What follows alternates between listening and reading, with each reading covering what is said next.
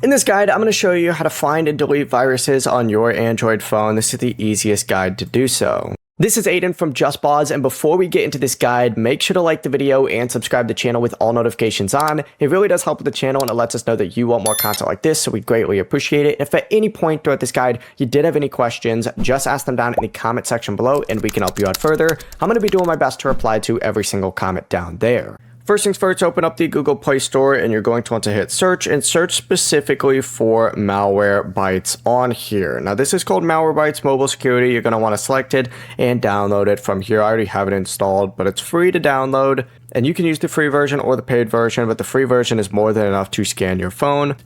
Also, real quick, I did just launch my ultimate Roblox game dev template, so if you ever wanted to make your own Roblox game, or maybe you wanted to make your own Roblox game even better, but weren't really sure where to start, just check out the Etsy links or the Gumroad links down in the description, and this is going to give you a full setup to build from, so you don't have to start from scratch. It is absolutely perfect, and it helps out the channel, so we'd greatly appreciate it. By these people, just love this company and love this app since it's so good, but download it, open it up, and you're going to be prompted to create an account, so go ahead and create an account. Then there's going to be a bunch of pop-ups that, try and get you to buy the full version. Just hit the X because you don't need it.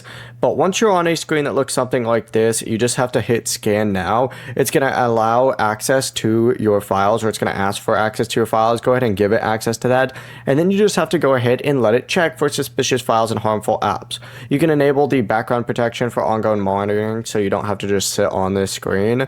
But essentially wait for it to finish, and if it detects a threat, select the option to quarantine or remove it, and then follow the on-screen instructions. If no harmful files were found, the app will display a message confirming that no threats were detected, and you're good to go. Before you do leave, make sure to like the video and subscribe to the channel with all notifications on. It really does help with the channel, and it lets us know that you want more content like this. We'd greatly appreciate it, and if at any point throughout this guide you did have any questions, just ask them down in the comment section below, and we can help you out further. I'm going to be doing my best to reply to every single comment down there. Peace.